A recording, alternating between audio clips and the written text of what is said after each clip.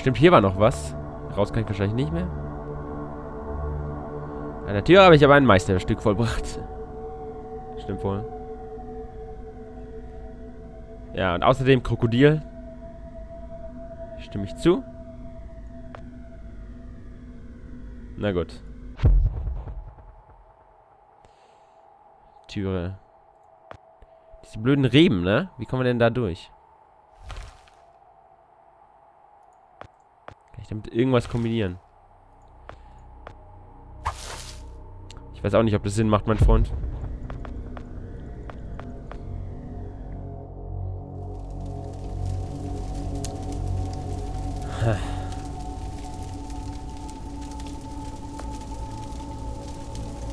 Kann ich vielleicht hier noch... Ich meine, hier wäre noch genug Zeug. Hier zum Beispiel Wasser.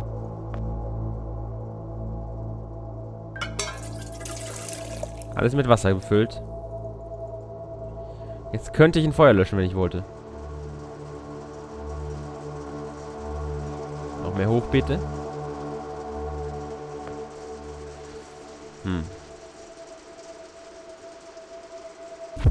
Kann ich das Feuer denn jetzt löschen? Na gut. Kann ich eigentlich... Ah, schade. Ich dachte, ich kann mich draufstellen und wenn ich die Zeit wechsle, falle ich runter oder stehe in der Luft oder irgendwas Komisches. Das wäre lustig gewesen. Wozu kann ich ein Feuer löschen? Warum sollte ich?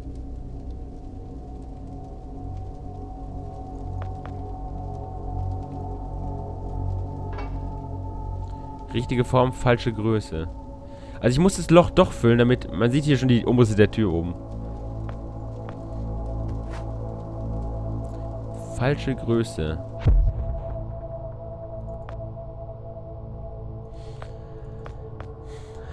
Lebensmittel. Reinigungsmittel. Nichts von Interesse.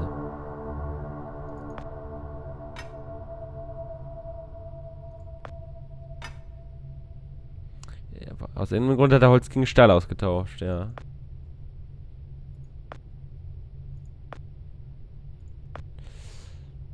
Ich dachte vielleicht die Regale, aber sieht nicht so aus. Kann ich die Tür auf? Warum auch immer.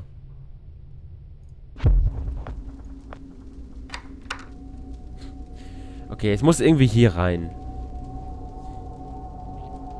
Richtige Form, falsche Größe. Kann ich irgendwas schrumpfen damit? Warum auch immer. Und wozu ist dieses Öl?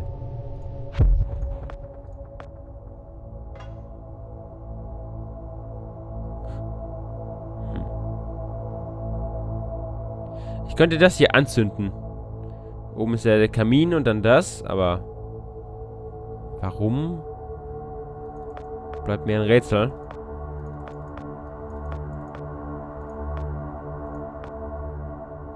Ich will jetzt nicht unter Wasser setzen. Wie komme ich auf solche Ideen? Ich weiß nicht, was das bringt. Ach, das ist... Okay, das ist kein Schaumfeuerlöscher, das ist einer mit Wasser eben. Jetzt habe ich es auch verstanden. Ich dachte, man braucht das Wasser, um diesen Schaum erst zu erzeugen oder so. Naja. Also wir haben Wasser. Nice. Fragezeichen. Was hat es mit dem Klavier auf sich?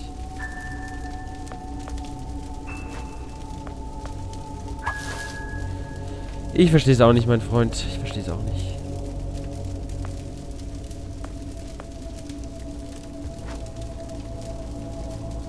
Ich muss einen Weg finden, um es mehr anzuheizen.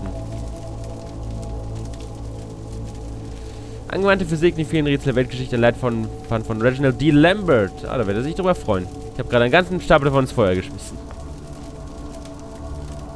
Ich habe Lamberts Veröffentlichungen in Brand gesetzt.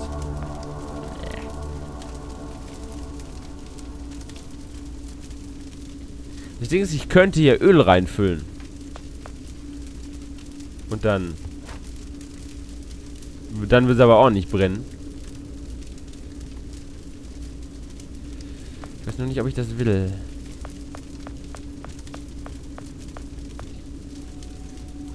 Voller Sterne. Ich könnte das Ding hier sauber machen, warum auch immer.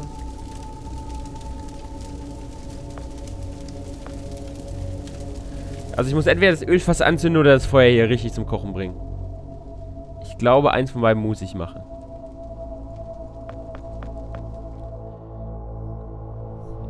Nur fehlt mir gerade die Option.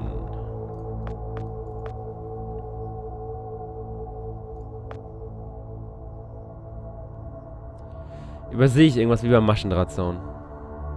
Fotolabor, Ölfass.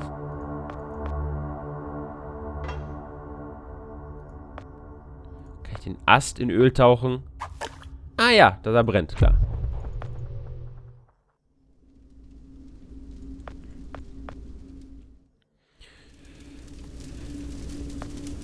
Kriege ich jetzt einen angezündeten Ast. Ah. Was auch immer ich vorhatte, ich sollte es schnell machen. Stimmt wohl.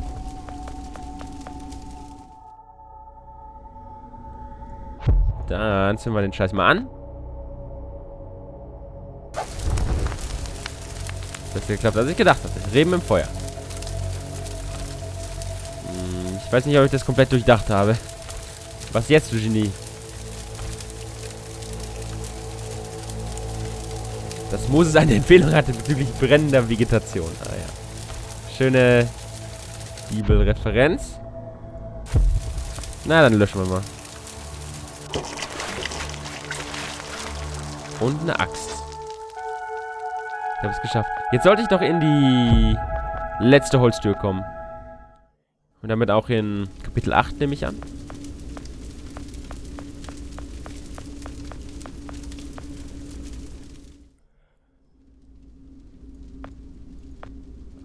Oh, bitte.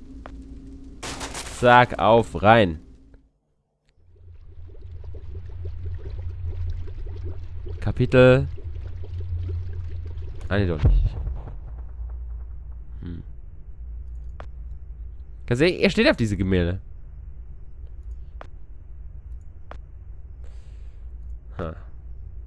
Ein Bett. Dann wäre ich bestimmt auch ziemlich grantig. Wenn ich auf so einem Bett schlafen müsste, ja. Pflanze.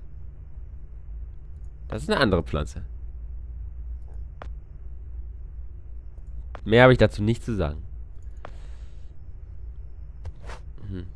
18. Juli 72. Diese Woche gab es keinen Fortschritt. 2 Monate voller kalter Nächte, seit der Schwachkopf meine Schlafzimmertüre zerstört hat. Und letzte Nacht bin ich beinahe von einem Bären zerfleischt worden. Dann bin ich eingenickt und habe neue Türen gebaut. Ah, okay. Also es ging scheinbar um uns. Ich wurde... Nein, scheiße. Das ist die Mathematik. Das ist einfach nicht mehr zu spaßen. Nie im Leben werde ich es schaffen, die benötigten 1,21 Gigawatt, die das aktuelle Modell benötigt, zuverlässig zu generieren. Also wenn Punkte kommen, abwarten. Ich werde es verschrotten, das ganze Ding. Zeit, um neu zu beginnen. Ich drehe mich im Kreis und alles führt mich wieder zurück zu diesem Handgerät, das der Idiot mir gezeigt hat. Wie zum Teufel habe ich das erreicht?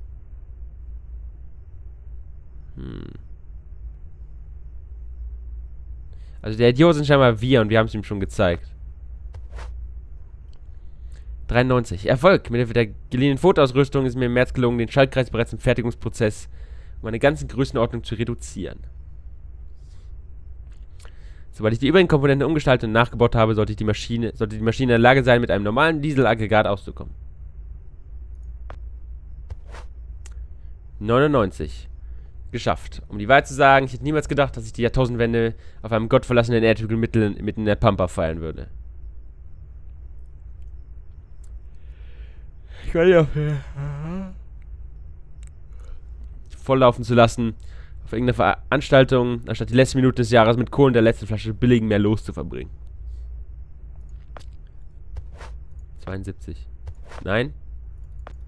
Ich würde gerne den ersten Eintrag Teil 2 nochmal sehen, habe ich nicht versehen. Okay.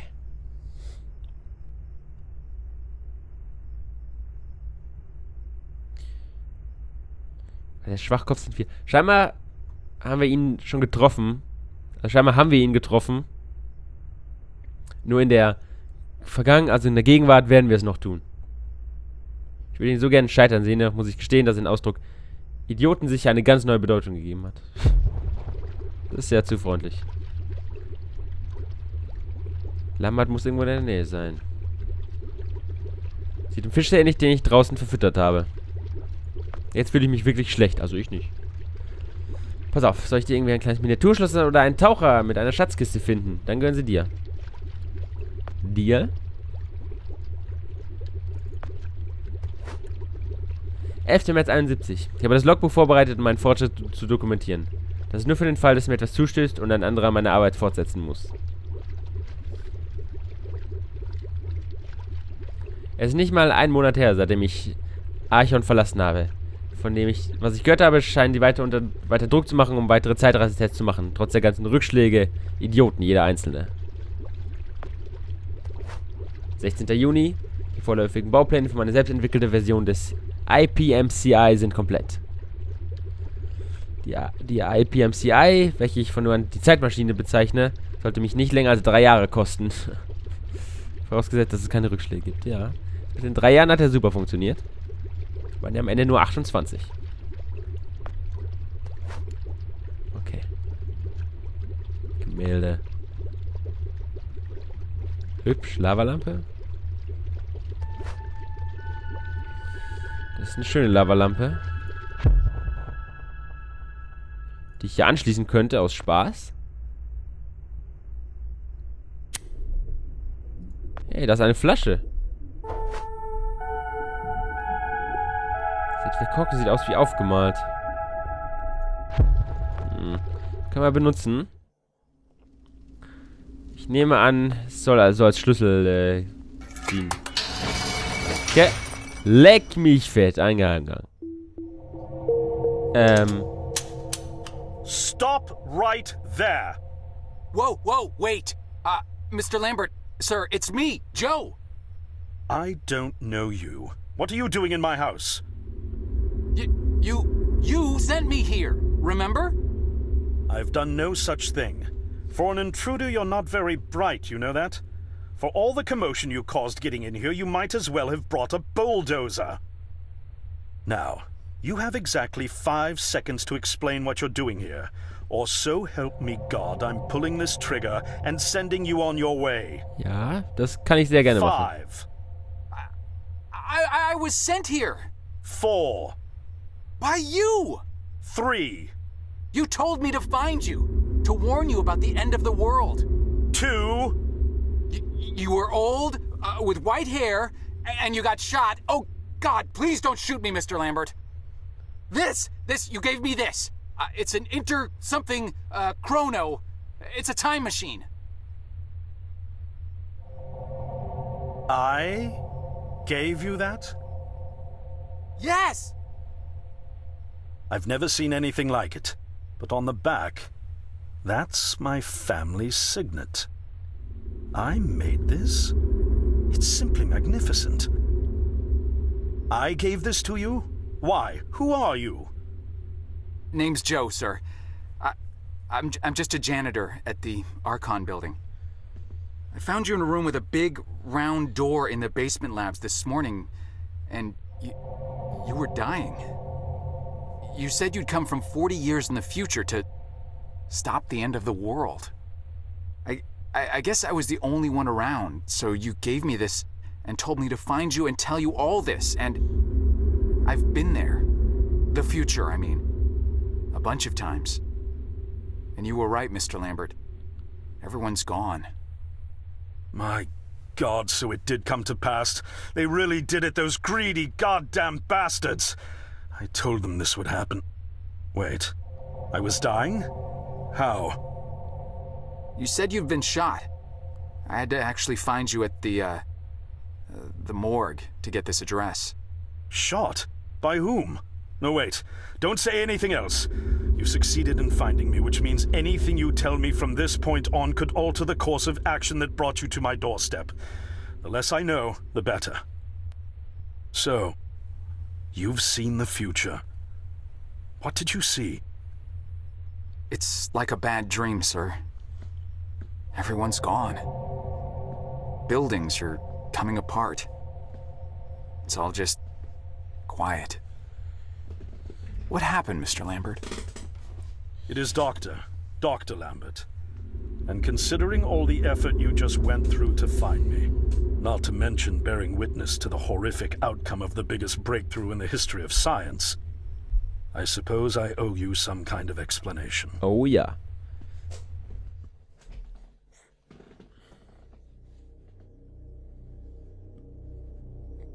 I was 24 when I got hired by Archon, or Athena as it was called back then.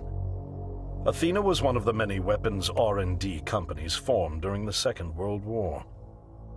Unlike other R&D companies that had retooled themselves to pursue peacetime activities after the war, Athena had made enough money to continue chasing the next big thing in defense technologies. They were betting the farm on post-war Soviet expansion, raising the level of government paranoia to create a lucrative market for esoteric weapons research. I'd say they made the right bet. Still a theoretical physicist at MIT, my thesis on the possibility of time travel via dimensional membranes got published shortly after I was hired in 1961. Company heads were so impressed, they gave me a team and a budget. Development exceeded even my own expectations, and after only 6 years, we had the first primitive version of the time machine up and running. Okay.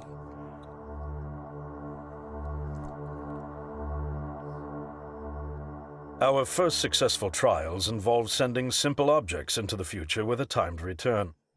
But with Archon running out of money, that was all the company bigwigs needed to secure a big fat contract with the Department of Defense.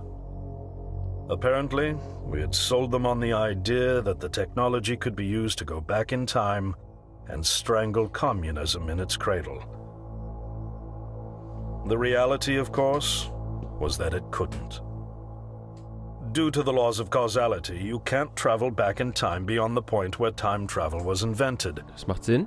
And sooner or later, we had to explain that to our benefactors. When they started pushing for progress reports, Archon management had to come clean, but instead chose to ease government concerns by claiming the technology could be used to bring back advanced weapons from the future. But this, too, was a lie.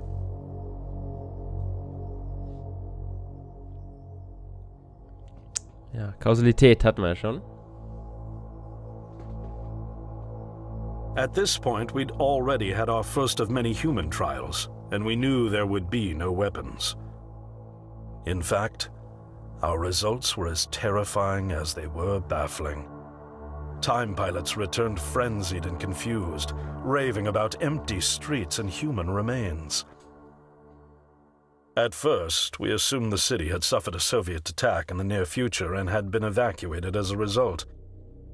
But as we pushed on further, the terrible reality became clear.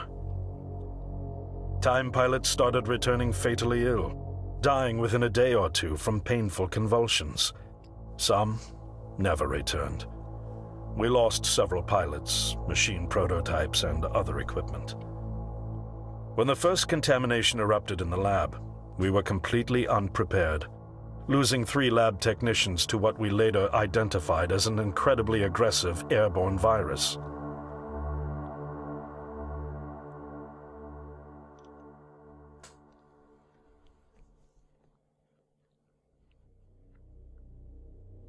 Although we weren't equipped to handle biohazards of this magnitude, management insisted we contain and study it. To keep our pilots and the virus alive long enough to study, we co-opted experimental cryotechnology from another project, Lazarus, and established a makeshift virus lab.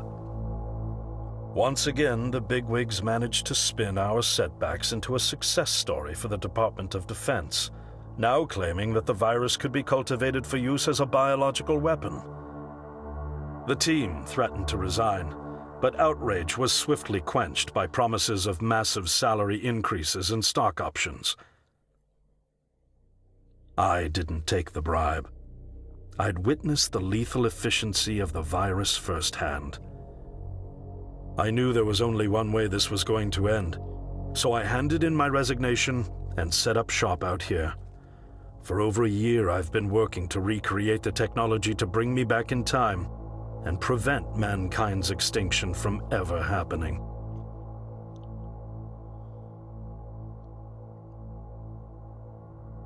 And now you're here, the harbinger of doom at my doorstep, wearing a boiler suit. Who could have imagined that Judgment Day would begin like any other Monday in May? In any case, unfathomable as it may be that you were able to bring this information to me, knowing is only half the battle. Preventing the outbreak will require more than just your tenacity. Me? Wait, what? Yes, I'm afraid I must rely on you one more time. You must go back to Archon and prevent the outbreak. No, that's, I mean, I'm really honored and everything, but... Believe me, you're the last person in the world I want to entrust with this, and I mean that quite literally. But by this time tomorrow, the entire city will have succumbed to chaos, panic, and death. You're here now, and you're all I've got. Wait, but what about you? Can't you fix this, Doc? Don't you have a plan? I can't go myself, because that would break the law of causality. The only reason you are here to warn me now is because I was there to send you. And the only reason I was there to send you is because I was able to bring my work to fruition here. But... We've no time to waste. It's the only way. You told me you found me this morning, correct? Yes, but... That means I failed to stop it, and the outbreak has already begun. The time pilot for today's trial must have brought the virus back from the future, which then somehow got out of the containment chamber and spread. That pilot is Patient Zero. I need you to destroy the supercomputer system controlling the time machine. All the research data is stored there too. You must destroy it before the time machine departs. Okay. I'm reconfiguring your device to send you back 1 day earlier. This should allow you ample time to return to Archon and get inside. On the other shore from here, about 500 yards down the road, is a rest stop. You'll find a van there, fueled and ready to go. Oh, I already have a ride. Which won't be there yesterday, you ninny. Now stop interrupting me. One last thing, and I need you to listen carefully because this is very, very important. Make sure you do not meet the earlier version of you. Why? What will happen? No one knows for sure. It's one of the conundrums not yet accounted for.